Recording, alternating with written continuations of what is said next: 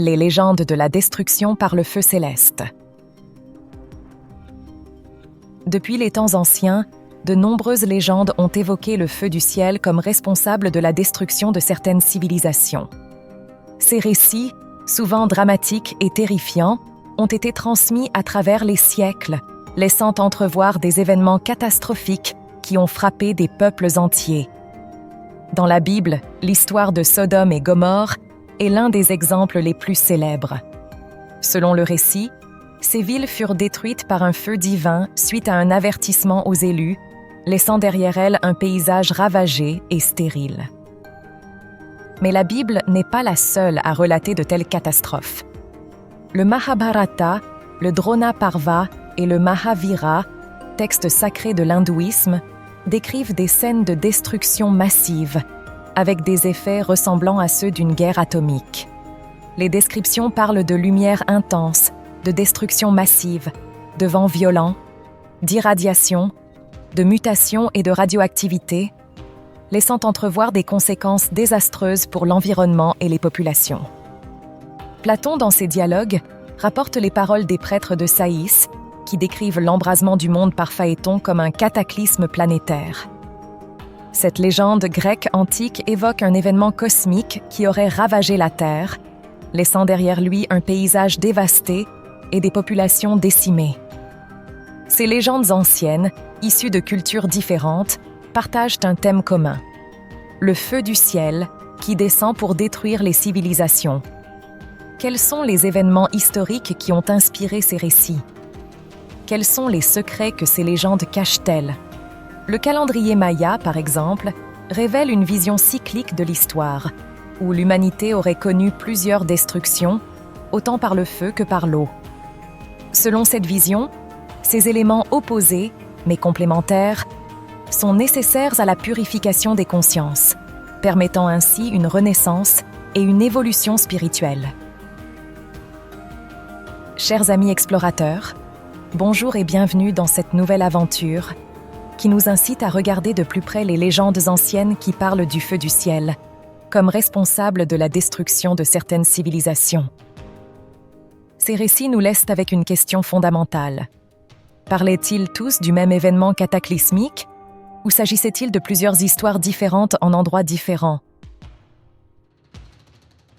Si vous aimez la chaîne, n'oubliez pas de liker, commenter, partager et de souscrire. Cela m'aide énormément à la croissance et à la production de contenu intéressant. J'exprime toute ma gratitude à celles et ceux qui ont rejoint la chaîne dernièrement. Votre aide est précieuse et je vous en remercie, vous tous qui soutenez Tonique vers Discovery. C'est le temps maintenant d'explorer ces écrits anciens qui sont peut-être la clé pour découvrir et comprendre les forces qui ont façonné notre passé et qui continuent de nous influencer aujourd'hui.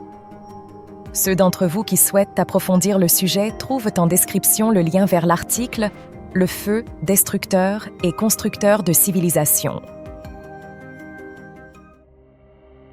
Les 4 éléments de la vie. Dans l'univers, les éléments de la vie sont également des forces puissantes de purification. Chacun d'eux joue un rôle crucial dans le cycle de la destruction et de la renaissance, permettant ainsi une transformation profonde de la conscience et de la planète. Le premier élément purificateur est l'air, qui se manifeste sous forme de vents violents et d'ouragans dévastateurs. Ces tempêtes aériennes nettoient la surface de la Terre, emportant avec elles les impuretés et les énergies négatives. Le second élément est l'eau, qui prend la forme de pluies torrentielles, d'inondations et de déluges.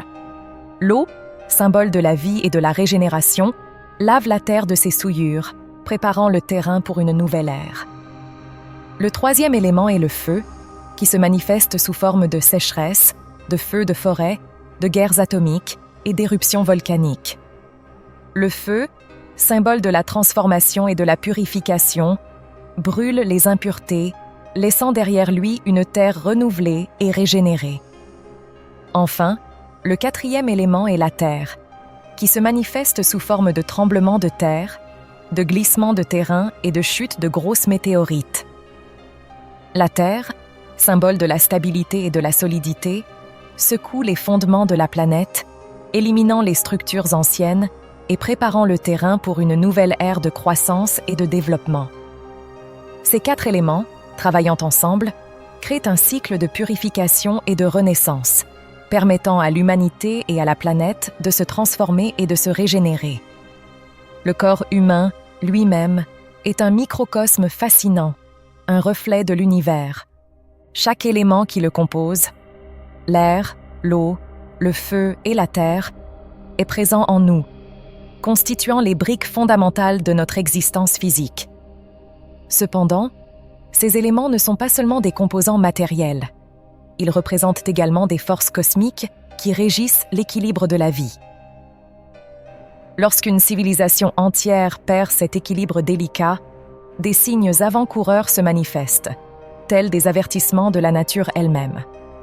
Ces signaux, qu'ils prennent la forme de catastrophes naturelles, de conflits sociaux ou de déséquilibres environnementaux, sont des appels à la prise de conscience collective. Ils nous invitent à nous réajuster, à rétablir l'harmonie perdue avec notre environnement. Mais si ces avertissements restent lettres mortes, si la masse collective reste sourde à ces signaux, alors l'énergie liée à l'élément déséquilibré se déchaîne. Comme un feu qui couve sous la cendre, elle gagne en intensité, devenant de plus en plus destructrice. Et parfois, lorsque la déconnexion avec l'environnement atteint un point de non-retour, c'est l'anéantissement total qui frappe, balayant une civilisation entière de la surface de la Terre. Ces cycles de naissance, d'apogée et de déclin des civilisations ne sont pas seulement des événements historiques, mais des reflets de notre propre condition humaine. Tout comme nos corps individuels, les sociétés humaines sont soumises aux lois de l'équilibre cosmique. Lorsque nous perdons notre connexion avec la nature, avec les éléments qui nous constituent, nous nous éloignons de notre essence même, ouvrant la voie à notre propre destruction. Passons en revue quelques exemples historiques de déséquilibres environnementaux ayant contribué à la destruction de civilisations anciennes. La civilisation sumérienne en Mésopotamie, actuelle Irak, vers 2500 avant Jésus-Christ. Une combinaison de sécheresse prolongée, de salinisation des terres agricoles due à un mauvais drainage des systèmes d'irrigation et de déforestation a rendu les terres infertiles, provoquant famine et conflits qui ont précipité le déclin de cette civilisation pionnière. La civilisation maya classique, 250-900 après Jésus-Christ. Des études récentes suggèrent que la déforestation massive pour l'agriculture et la construction, combinée à des sécheresses prolongées, a conduit à l'effondrement de nombreuses cités mayas des basses terres du Yucatan au Mexique et au Guatemala. L'île de Pâques, Rapa Nui, vers le XVIIe siècle. La surexploitation des ressources forestières et la dégradation des sols sur cette petite île isolée du Pacifique a provoqué l'effondrement de la société Rapa Nui, connue pour ses imposantes statues Moai. La civilisation de l'Indus, 2600-1900 avant Jésus-Christ, en Asie du Sud. Le déclin de cette civilisation urbaine a été lié à des changements climatiques prolongés ayant entraîné une aridification progressive de la région et des inondations catastrophiques des fleuves Indus et Sarasvati. La civilisation akkadienne en Mésopotamie, 2350-2150 avant Jésus-Christ. Une série de sécheresses prolongées, combinée à une pratique agricole non durable, a provoqué famine, conflits et migrations qui ont finalement conduit à l'effondrement de cet empire mésopotamien. La civilisation Anasazi dans le sud-ouest des actuels États-Unis, 600-1300 après Jésus-Christ. Un épisode de sécheresse extrême d'environ 50 ans, conjugué à la dégradation des sols, a contraint ces populations amérindiennes à abandonner leurs établissements et cités. Depuis les temps les plus reculés, l'humanité a été témoin de la montée et de la chute de civilisations autrefois florissantes. Ces exemples historiques nous enseignent une leçon fondamentale. Le respect de l'équilibre élémentaire de la nature est essentiel à la pérennité de toute société humaine. Les 4 éléments primordiaux, l'air, le feu, l'eau et la terre, sont les piliers sur lesquels reposent nos civilisations. Lorsque cet équilibre délicat est rompu par l'avidité et la négligence humaine, les conséquences peuvent être dévastatrices. Les vents violents et les ouragans dévastateurs, manifestations de l'élément air, ont balayé des sociétés entières, emportant avec eux les impuretés accumulées par l'homme.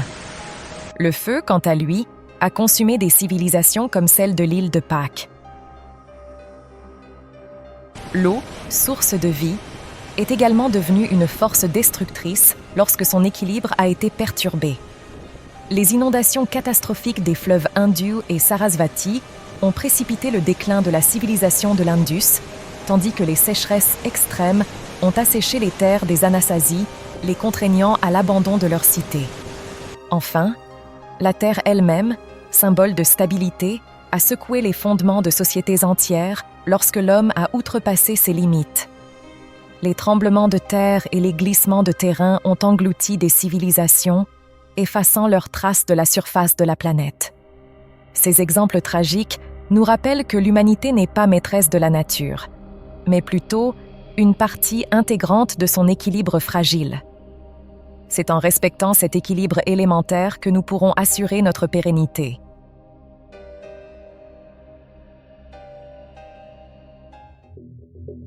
Le feu apocalyptique antédiluvien.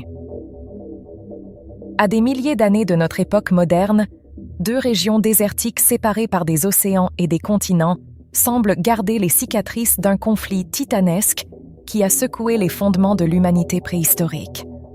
Le désert de Gobi en Mongolie et celui du Nevada aux États-Unis, bien que distants de 20 000 kilomètres, partagent un sinistre secret enfoui sous leurs dunes, les vestiges d'anciennes guerres atomiques.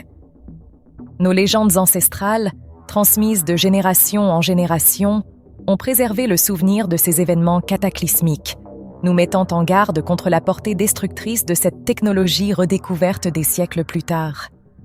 Comme deux superpuissances rivales de l'ère moderne, ces civilisations préhistoriques se seraient affrontées dans un conflit nucléaire d'une ampleur inimaginable. Dans les années 1970, David W. Davenport, un expert en sanskrit, et Ettore Vincenti, journaliste, ont apporté de nouvelles preuves troublantes de cette hypothèse. Selon leur découverte, la ville antique de Mohenjo-Daro, joyau de la vallée de l'Indus, aurait été anéantie par une explosion atomique. La vitrification partielle des ruines et la présence d'un épicentre confirment l'impact d'une déflagration d'une puissance inouïe. Mais ce n'est pas tout. Près du site, une douzaine de squelettes ont été retrouvés, présentant des niveaux de radioactivité dépassant 50 fois la norme admissible. Ces restes humains, témoins muets d'une tragédie sans précédent, nous rappellent que même les civilisations les plus avancées peuvent sombrer dans la folie destructrice. Mohenjo-Daro, littéralement le mont des morts, est une ville de l'âge du bronze, érigée sur les rives de l'Indus, qui fascine autant qu'elle soulève des interrogations. Avec Harappa, Mohenjo-Daro était l'une des plus grandes métropoles de la mystérieuse civilisation de la vallée de l'Indus. Ces vestiges, s'étendant sur près de 100 hectares, révèlent un urbanisme sophistiqué, avec une citadelle et une ville basse soigneusement planifiées. Un réseau de rues en damier, une avenue principale large de 10 mètres, des habitations équipées de salles de bain et d'un système d'évacuation des eaux usées témoignent d'une société avancée. À son apogée, cette cité aurait abrité jusqu'à 78 000 âmes, faisant d'elle l'une des plus grandes agglomérations de son temps. Mais c'est sa fin brutale, survenue vers 1800 avant Jésus-Christ, qui soulève le plus de questions. Tandis que la science officielle évoque des inondations répétées de l'Indus, le chercheur David Davenport, expert en sanskrit et en traditions indiennes, avance une théorie très fascinante. Selon Davenport, Mohenjo-Daro aurait été anéanti par une arme d'une puissance comparable à celle d'une bombe atomique moderne.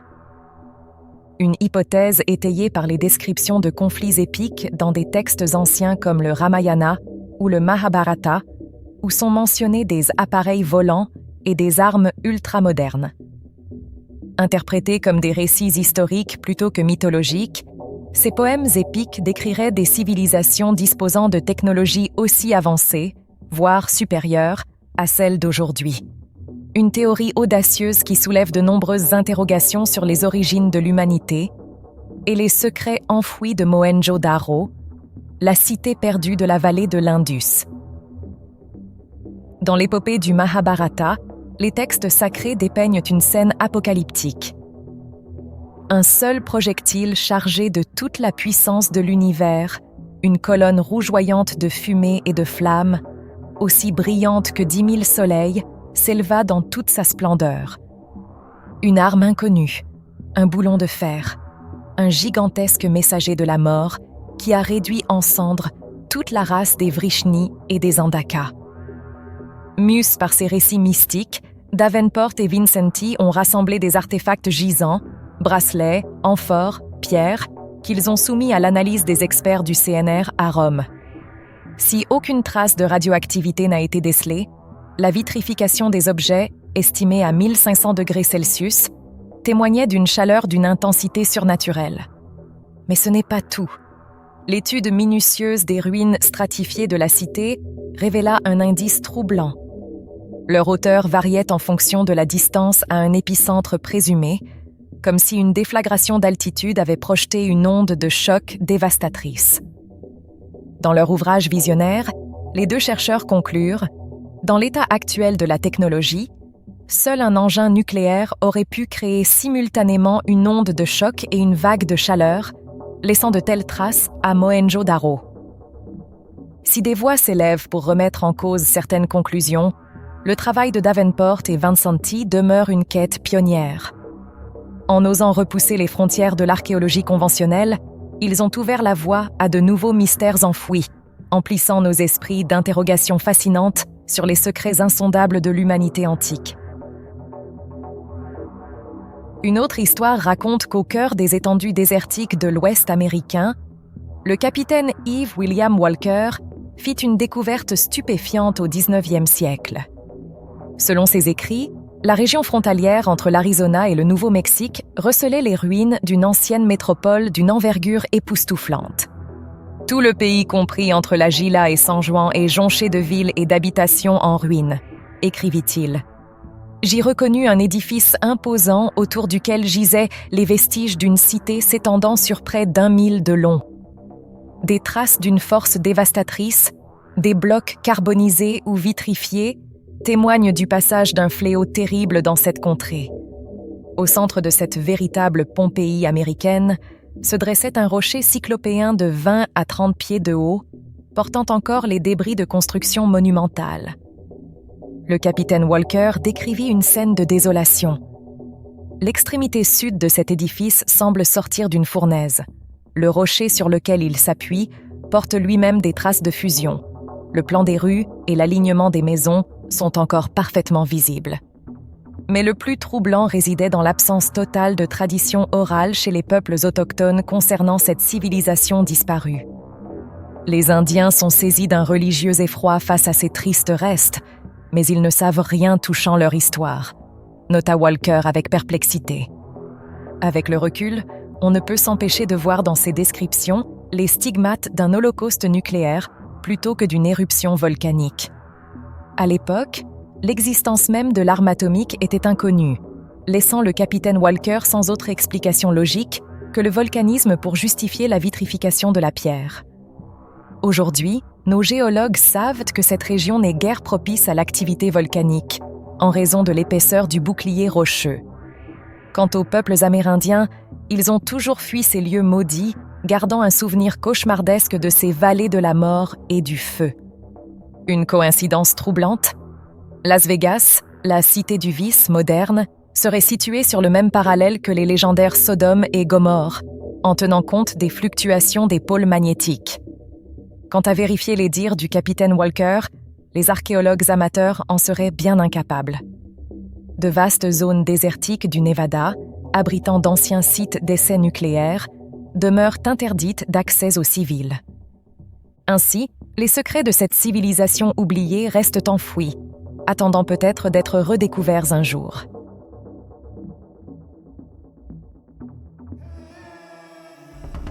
Ceux qui se souviennent. Au cœur des étendues désertiques de l'Ouest américain, les ruines d'anciennes cités gisent, témoins muets d'un passé enseveli sous les sables du temps.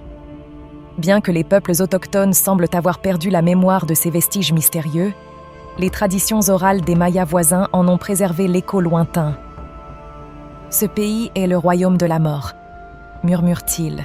« Seuls s'y rendent les âmes qui ne renaîtront jamais. » Mais il fut un temps où la race des anciens hommes l'habitait. Intrigués par ces paroles énigmatiques, les érudits mexicains du XIXe siècle se sont lancés sur les traces de ce passé enfoui. Leurs recherches les ont menés à une conclusion fascinante. Depuis des millénaires, les traditions orales transmises de génération en génération font venir du nord les populations mexicaines. Les découvertes de constructions antiques dans les steppes californiennes et les prairies du Mississippi, ainsi que l'étude comparée des langues amérindiennes, ont confirmé l'exactitude de ces récits. Mais c'est dans le Popol Vuh, le livre sacré des Mayas Quichés, que se cache peut-être la clé de cette énigme ancestrale. Une partie de ce texte révérencieux est consacrée à l'explication du cataclysme qui poussa ces peuples à migrer vers le sud, fuyant un destin tragique. Il y a d'innombrables lunes de cela, les peuples du Troisième Âge furent condamnés à mort par les dieux. Un grand déluge de feu et de résine descendit du ciel. Enfin, de violents ouragans achevèrent de détruire les créatures de bois, dont les yeux furent arrachés des têtes, les chairs rongées, les entrailles mordues, les nerfs et les os mâchés par les séides du dieu de la mort. Les traditions ancestrales évoquent un passé apocalyptique où le feu céleste aurait dévasté des civilisations entières. Mais d'autres sources viennent corroborer ces récits, suggérant que ces feux du ciel auraient pu être d'origine bien plus terrestre. Selon certains écrits, des maîtres veillaient sur notre civilisation, nous empêchant de sombrer dans la décadence ultime. Savez-vous que, quand l'esprit cesse d'apprendre et se désintéresse de son évolution, les hormones prennent le dessus et gouvernent l'être physique? Celui-ci tombe en décadence, laquelle devient sa réalité. Sodome et Gomorrhe furent détruites en un clin d'œil par une décharge atomique provenant d'un grand vaisseau. Pourquoi? On en est certainement descendu très bas quand, comme rite religieux, on en est rendu à copuler avec du bétail. De l'autre côté du globe, en Inde, le Rig Veda hindou perpétue également le souvenir d'un fléau terrible, évoquant des scènes d'une violence inouïe. Le feu de l'arme terrible détruisait les cités en produisant une lumière plus claire que 100 000 soleils. Ce feu faisait tomber les ongles et les cheveux des hommes, blanchissait le plumage des oiseaux, colorait leurs pattes en rouge et les rendait tordus. Pour conjurer ce feu, les soldats couraient se jeter dans les rivières pour s'y laver et laver tout ce qu'ils devaient toucher. Qu'ils soient attribués à la colère divine ou aux affres de la guerre, ces récits ancestraux partagent des similitudes frappantes. Les effets dévastateurs d'une puissance destructrice inouïe, évoquant les stigmates d'explosions atomiques primitives. Le Popol Vuh, ce précieux manuscrit maya, évoque une vérité glaçante. Il ne reste des hommes du Troisième Âge que les singes des forêts. On dit que ces singes sont les descendants des hommes.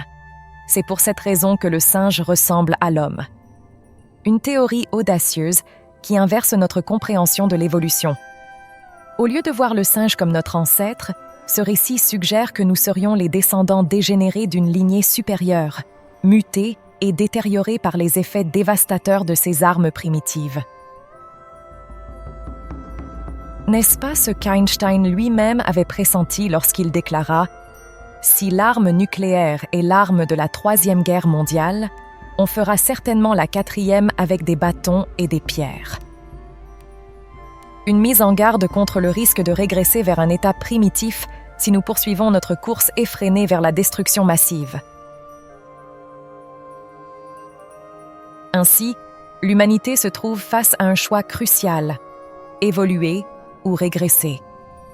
Continuerons-nous à gaspiller cette énergie cosmique qui nous a été confiée, défiant les lois de l'univers jusqu'à notre propre anéantissement? Ou saurons-nous enfin briser ce cycle maudit embrassant notre destinée en tant que gardiens de cette planète bleue? Ainsi s'achève notre exploration des mystères enfouis, des anciennes civilisations anéanties par les flammes dévastatrices. Des ruines de Mohenjo-Daro aux légendes mayas, en passant par les textes sacrés hindous, nous avons remonté la piste de ces récits ancestraux à la recherche des vérités qu'ils renferment.